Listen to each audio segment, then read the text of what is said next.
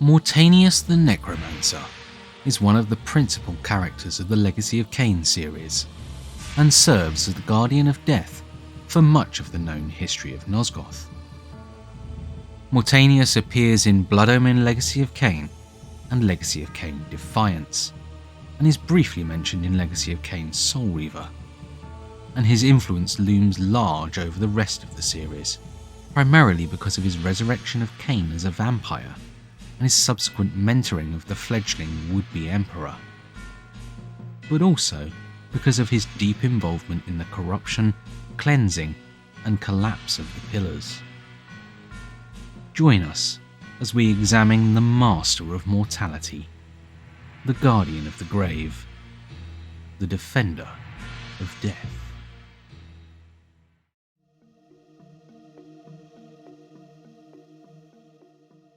Mortanius' life story begins long ago in the period before Nosgoth's recorded history, but he wouldn't have been present to bear witness to the wars between the ancient vampires and the Hilden, or the genesis of the Pillars.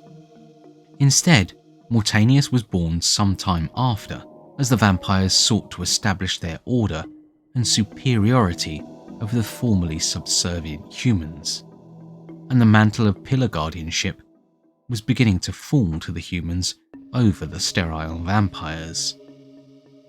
Mortanius was born upon the death and token return of his predecessor as Death Guardian.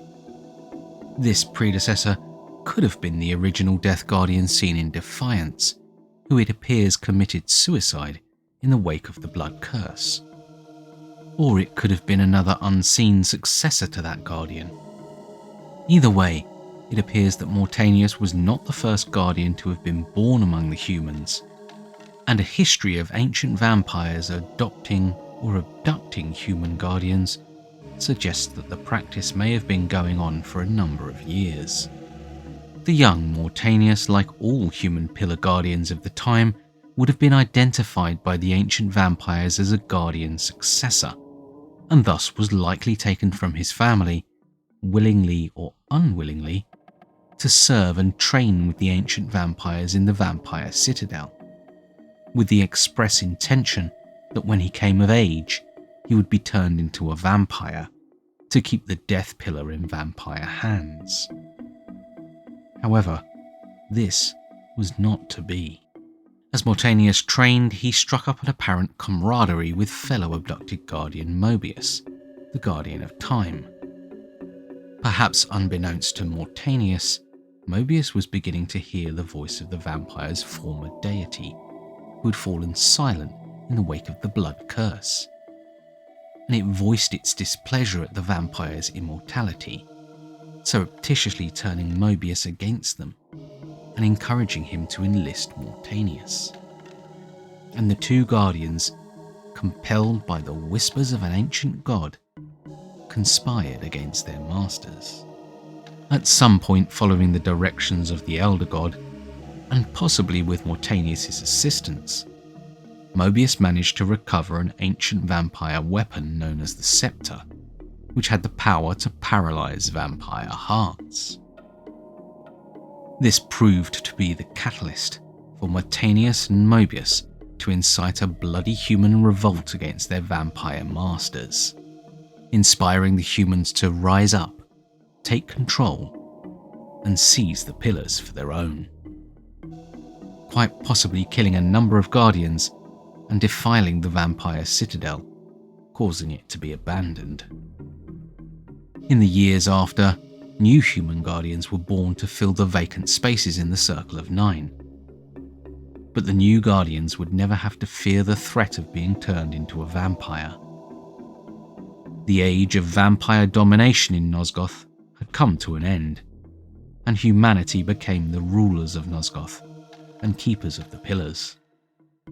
An ancient vampire history faded into myth and was eventually forgotten entirely, its history unknown to most of the humans. Centuries passed, and Mobius and Mortanius continued to fulfill their roles for many years, becoming the elder statesmen of the Circle of Guardians, senior to the younger Guardians who never knew of the origins of the Pillars, or of the human rebellion against the vampires, but saw the pillars and their powers as human responsibility, and indeed the very heart of human power. A sudden rise in the vampire numbers in the period known as Nosgoth's early history caught the attention of the Circle, many of whom believed it was their duty to protect the humans of Nosgoth. So to counteract the vampire menace, the entire Circle, Mortanius among them, sponsored the crusades of the Seraphan warrior priesthood to eliminate the vampires, under the leadership of the conflict guardian Malik. But for Mortanius, the Seraphan crusades perhaps represent the beginnings of a change of heart that would become apparent in his later character. At the start, he happily signed off on the crusades, believing vampirism was a plague to be wiped out. But in a few decades, he witnessed the almost complete extermination of that species. As the Guardian of Death, he was likely more aware of the cost of lives that had brought, and as someone who was around before Nosgoth's recorded history, he knew the secretive histories better than the narrative being pushed to further the Crusades. It's perhaps telling that as the Crusades reached their zenith, Mortanius apparently did not join the other Guardians commanding the rank and file of the Seraphan in the Seraphan stronghold, and so he was spared the reprisals of Vorador and Raziel against the Seraphan and the Circle at the end of the Seraphan era. Of the Guardians, only Malik, Mobius and Mortanius avoided the slaughter of the Circle at the hands of Vorador, and Mortanius is the only Guardian whose whereabouts are unknown during these events. After the slaughter of the Circle, Mortanius was present to curse Malik for his failure to protect the other members of the Circle, but he seemed to take no further interest in the dwindling days of the Seraphan Order, leaving the leadership of the slowly dying Brotherhood to Mobius. Over the next few years, the ranks of the Guardians would slowly be replenished, as new Guardians were born. But the age of the Seraphan was all but over. Though his opinions may have begun to diverge from those of Mobius, at some point over the next few centuries, Mortanius began something of an alliance with New Dimension Guardian Azimuth, who was known to explore other realms. And through this, she may have discovered the truth of the Hilden, and the opposite side of the ancient histories. And again, it seems another compatriot had some information that was being kept from Mortanius. At some point, the pair decided to embark upon excavations beneath Azimuth's city of Avernus, where they found numerous ruins and relics from ancient times. But they also unearthed something of great power. What that something was is never made clear, only that Azimuth and Mortanius unearthed it, and it led to the seduction of the Circle. Around this time, stories also began to spread of a small possession cult. The exact order of events surrounding the excavations, the cult, and Azimuth's realm exploration is unclear, but they seem to be linked, with the end result being the possession cult, who worshipped a dark god known as Hashak-Gik, gaining a foothold in the Circle of Nine, and eventually becoming established as a secret alternative religion of many of its members. But unbeknownst to those worshipping it, the cult was really a front for the Hilden effort to reoccupy the material realm, and by permitting their presence into the Circle, the Guardians had unwittingly invited a serpent into their hearts. In the pre-Blood Omen era, the Hilden finally made their move. A Hilden general, who may or may not have literally been called Hashak-Gik, took intermittent possession of Mortanius and used him to kill the Balance Guardian Ariel in a deliberately calculated move. Soon after, Ariel's lover, the mind guardian Neprapta, discovered her corpse, and tormented by grief and suspicions, he fell into a madness which overflowed and infected the other guardians, leading to the corruption of the pillars themselves. Although there is an element of this madness which was in fact a deliberate attack. Neprapta realizing who within the Guardian's circle was responsible, and striking at the Elder Guardian in the only way he could. The corruption took Nosgoth to the brink, and led to it being considered a dying world. But for Mortanius, it brought with it a new, focused perspective that forced him to reconsider and act on his beliefs, with him ultimately realizing exactly what the pillars had been holding back, and embracing the ancient vampire's vision. In one of his more lucid episodes, when free from control of the Hilden Lord, Mortanius organised for a band of brigands to assassinate Ariel's successor as Balance Guardian, a Coolhagen nobleman called Kain. When Kain arrived in the underworld, Mortanius was there to greet him and offered the wayward soul a chance of revenge. Kain leapt at the chance, unaware of the consequences of his choice. Meanwhile, Mortanius had used the ancient vampire relic, the Heart of Darkness, to resurrect Kain as a vampire, and even replaced Kain's heart with it, so that he would always protect it with his life. Kain awoke in his crypt as a vampire, and for some time, Mortanius would act as something of a benefactor or a mentor, often communicating with Kain through a form of telepathy. Kain soon discovered and killed his assassins, unaware that Mortanius had hired them, and Mortanius advised him to look to the pillars for their masters, knowing that he would meet Ariel and be sent to cleanse the pillars, starting with eliminating Neprapta. "'Tis not over, Kain. These fools were merely the instruments of your murder, not the cause. Look to their masters, look to the pillars, and gain way to the fortress of the mind." After failing to defeat Malek, Kain sought advice from the supposed Oracle of Nosgoth. And again, Mortanius spoke to him to comment on the situation, while making several allusions to hint that the Oracle could be a manipulative gamester. "Oh, little vampire, the game grows interesting. But with so many pawns, can you find the true player?" Ultimately, Kain would discover much later on that Mobius the Time Streamer was the true identity of the Oracle, and he deserved just such a manipulative reputation. After Kain met with Vorador, Mortanius guided him to confront the Triad of Guardians at Dark Eden. "A triad congregates at the roof of the world, Kain. A plot to twist the land, to shape the world. North is where your vengeance lies." Mortanius offered his final guidance as Kain left Avernus and travelled to Willendorf to understand the machinations of Mobius.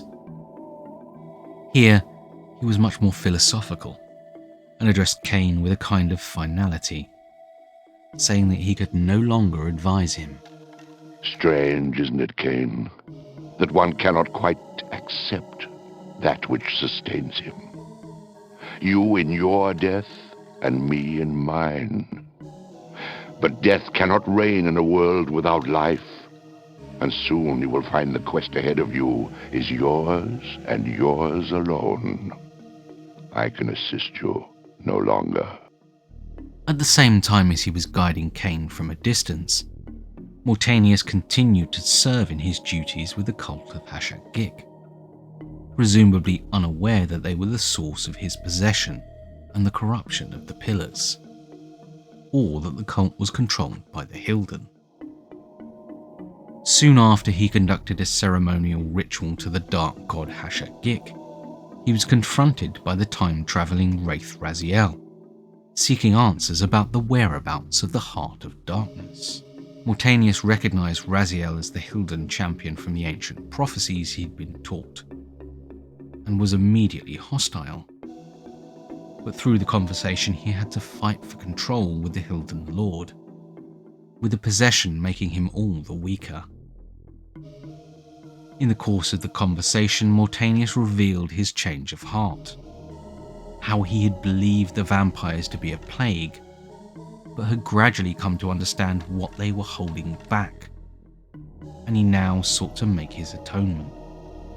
And he had done so by recreating Kain as a vampire, who he believed was the vampire champion and the scion of balance, destined to defeat the Hilden champion and return the pillars to vampire rule. The final reveal of that conversation for Raziel was that Mortanius had used the Heart of Darkness to turn Kain into a vampire, and had hidden it inside him, thus preventing the Hilden from making use of it and setting prophecy in motion. Although the Hilden Lord believed a stronger vessel was at hand. Exhausted by the possession and nearing death, Mortanius teleported away to confront Kain for the final time. After killing Mobius, Kain had only 2 pillars to restore when he heard Mortanius' final message, congratulating him on unravelling Mobius' plans and inviting him to the pillars for the grand finale, and once again promising him his vengeance. Well done, Kain. Mobius did so love playing the trickster's part. His guise as the Oracle served his schemes well. Pity with all his plots he failed to plan for you. Come to me, my undead son. Make haste to the pillars. The stage is set for the grand finale. You will have your vengeance. At the pillars, Kain remained hidden, where he witnessed a confrontation between Mortanius and the younger States Guardian Anacroth, who had escaped Kain's attack on Dark Eden. Angry at Mortanius' betrayal of the cult and the Hilden, Anacroth demanded the Elder Guardian stand with them. But Mortanius refused and easily used his powers to dispatch the younger Guardian. At this point, Kain emerged from hiding and confronted Mortanius, believing him to be the last Guardian. But Mortanius was unfazed. He invited the battle and his own death, and revealed that there would be one more left for Kain to take after him. Kain battled the necromancer and the undead that he summoned, and eventually emerged victorious. But as Mortanius died, the Hilden Lord took control of Mortanius' body, finally breaking his vessel and twisting his corpse into a demonic shape. This dark entity taunted Kain about his role and his fate, and promised more destruction to come, challenging Kain to battle. After overcoming the dark entity and apparently prevailing, Kain took Mortanius' pillar token, the Death Orb, and returned it to its pillar, restoring the Pillar of Death. But this left one pillar unrestored, the Pillar of Balance. And Kain realized that he was the Balance Guardian, born as Ariel's successor, and only with his death could the pillars be restored. Kain refused the sacrifice, damning the pillars to collapse. In doing so, he consciously chose to refuse the option Ariel had prepared for him and kept her imprisoned at the pillars. But in choosing his own life and keeping the vampires alive, he had begun to embrace the role Mortanius had believed for him. And even into the far future of the Soul Reaver era, Kain would recall the role Mortanius had in turning him from the light. Your lifespan is a flicker compared to the mass of doubt and regret that I have borne since Mortanius first turned me from the light.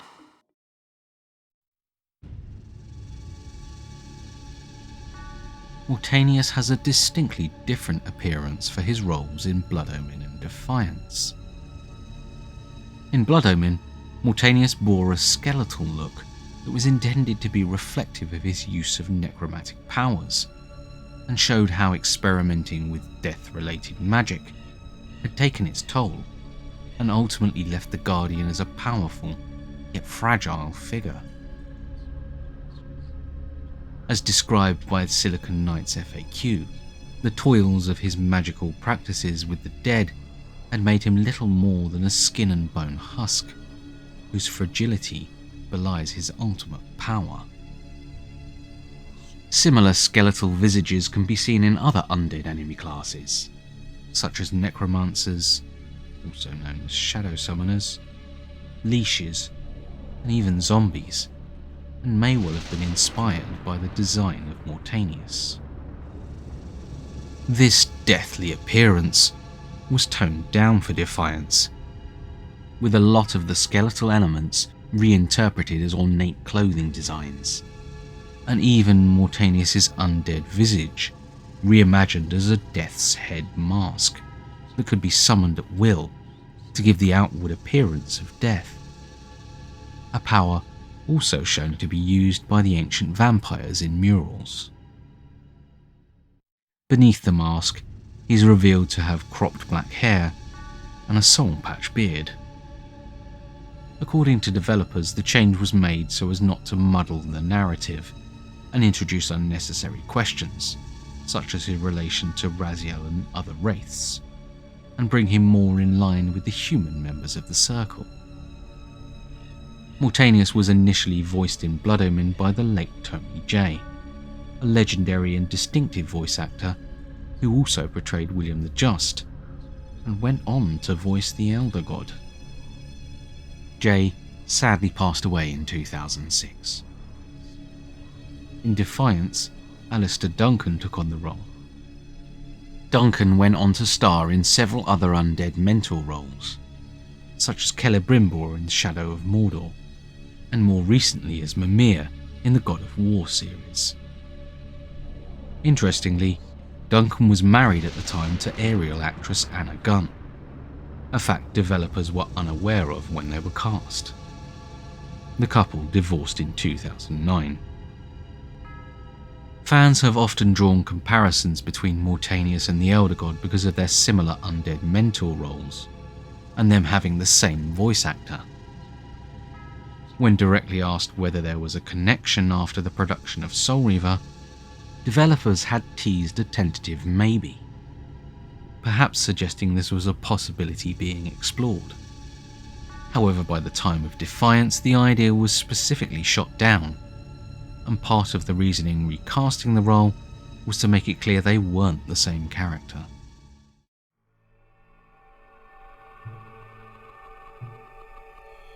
Like the other Guardians, Mortanius was granted extraordinary longevity in his role as Death Guardian. As such, he was among the longest serving of the Pillar Guardians. Taking into account comments made by other characters through the series, he would have been serving the Pillars for a minimum of 2,500 years by the time of his death at the end of Blood Omen. Developer comments suggested that his longevity had resulted in his powers accumulating over the centuries, making him the most powerful of Nosgoth's wizards, surpassing even Mobius in terms of raw power. Mortanius's pillar duties ensured that he was to maintain the balance between life and death, but he demonstrated a number of other notable powers through the series. He was able to manipulate souls, as seen in his soul displacement of Malik and the resurrection of Kain, which was assisted by the Heart of Darkness. And in the same vein, Kain considered the Spirit Death spell a spell worthy of Mortanius. Many of the spells seen in Mortanius's arsenal played into his role as a necromancer and his undead associations and summons. He was seen to raise the dead, along with shadow spot spirits. But in his boss battle, he could also summon zombies, unique skeletons, and other necromancer or shadow summoners. One summons that was somewhat disputed was his ability to raise vampires. Despite being implied as part of his talents by Blood Omen, Defiance showed that this was not a standard ability of a Death Guardian, and it was necessary to use the Heart of Darkness to revive Kain as a vampire. Mortanius was able to be present in both the material and the spectral realms. The scenes of him resurrecting Kain in Blood Omen took place in a fiery area, ultimately revealed to be a representation of the underworld. Similarly, in Defiance, it was possible for Raziel to approach him in either the material or spectral realms. Like other undead creatures, Mortanius's blood was black. Alongside the regularly seen spells such as telekinesis, telepathy and teleportation, Mortanius was able to summon lightning and had a certain resistance to the spells of Anakroth, and even appeared to resurrect himself on occasion in his final battles against Kain. Mortanius's pillar token was his Death Orb, which granted Kain a certain amount of serenity, calming his rage. Such an attribute could explain Mortanius being able to resist the madness and corruption of the pillars. As I touched its surface, calm filled me. Gone was the hunger, the rage that would entice, and only the sweet, dark serenity of death remained. Mortanius's death is of particular note because of the way it's shown and explained in the series. In Blood Omen, as Mortanius died, his body was twisted by the dark entity possessing him into a demonic form, which apparently represented the true form of the demonic dark god Hashak-Gik. And the hidden altar of Hashak-Gik bearing a mural of this visage lent support to this, suggesting Mortanius had literally been possessed by Hashak-Gik. This was apparently the intention of the original developers. However, later games under different developers cast doubt on this, with it shown that the figure behind the dark entity was not actually a demon at all, but a senior Hilden. This led to another explanation being given, with more detailed descriptions of the processes of possession and the transformations that took place when the host of possession expired.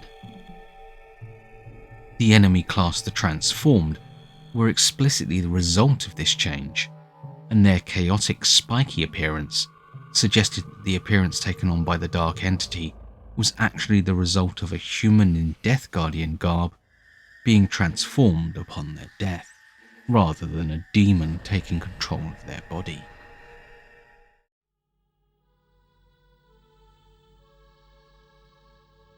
Developers of both Blood Omen and Defiance have compared Kain's resurrection bargain with Mortanius to that of the Devil and Faust, a tale whereby a dissatisfied doctor makes a bargain with the devil to gain knowledge and power for a number of years, but in exchange, after the time is up, his soul will be taken to hell.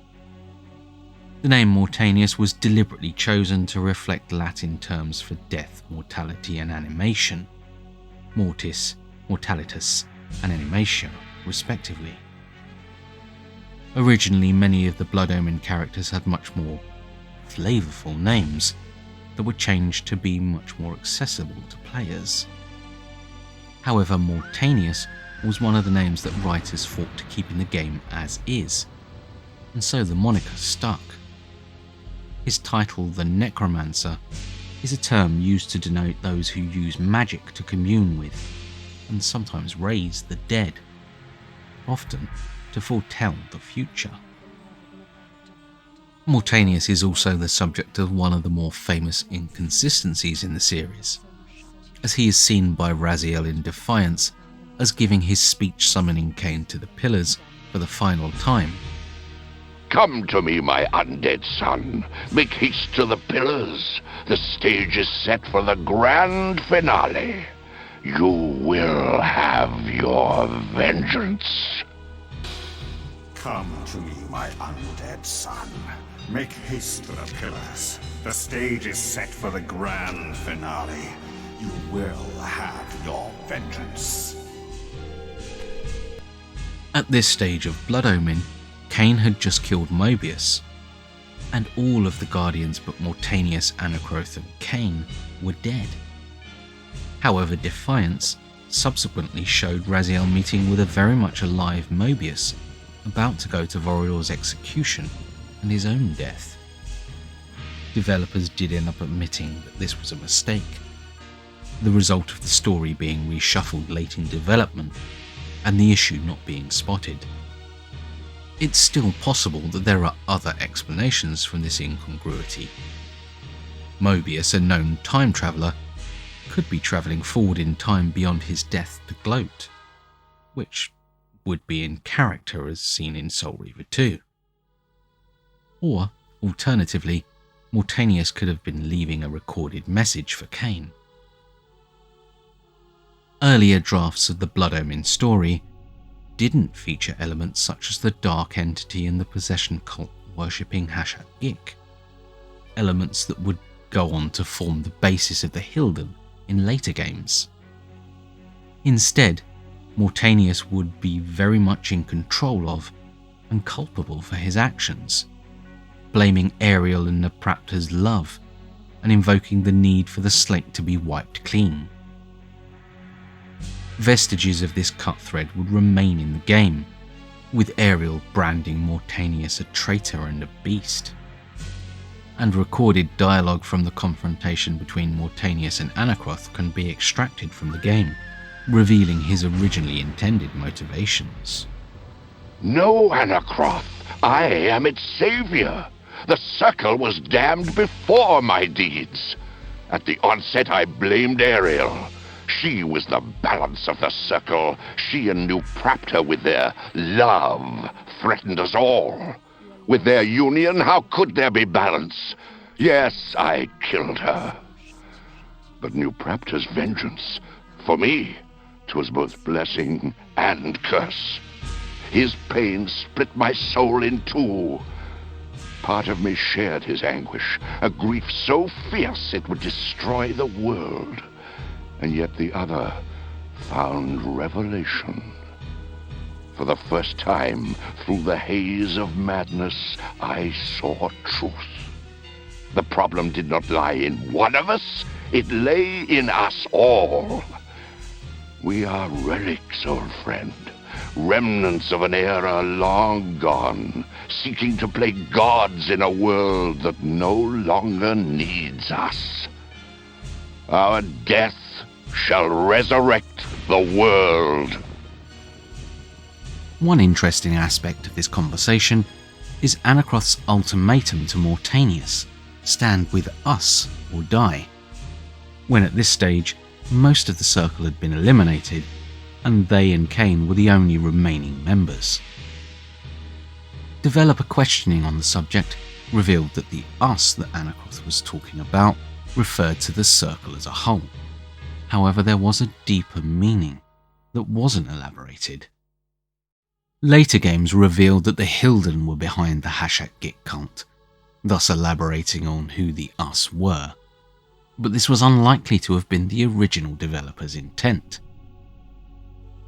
With the original dark gods like Hashak Gik perhaps implicated in further conspiracies in the Circle. Scripts show that other lines were also changed. The game's epigraph, which is in actuality a sample from Aleister Crowley's Magic Book 4, is attributed in scripts to A. Crowley or possibly Mortanius. But in the final game, it appears to be Malik's voice actor Neil Ross who speaks the lines. Scripts also have Mortanius saying, "And so it begins," after killing Ariel, and saying, "Kill me, fool," before it returns, at the final confrontation, presumably referring to the Dark Entity. A few other lines relating to Mortanius were also removed after being recorded. These include several lines from the end of the game. One where Kain regards Mortanius as the revealed Death Guardian. And so, Mortanius, the necromancer, a member of the Circle as well. The Pillar of Death, a symbol of his powers and the gift he had seen fit to bestow upon me. Another where he considers Mortanius the ultimate puppeteer for his manipulations, above even Mobius. Through the twisted plots and tangled schemes, truth emerged. I had thought myself manipulated by Mobius, yet it seemed the strings were held by another, more powerful puppeteer. My murder and my resurrection, both arranged by Mortanius. The necromancer had promised me vengeance. He had fulfilled his vow, at the cost of his own life. And a final line where Ariel confirms Mortanius' words and directly names Kain as her successor. Yes, Kain, the necromancer spoke truth. For Nosgoth to be restored, one more must die. You are the balance, Kain. Make your choice. We hope you've enjoyed this video. Be sure to like and subscribe, and join us next time on the Arcane Tomes.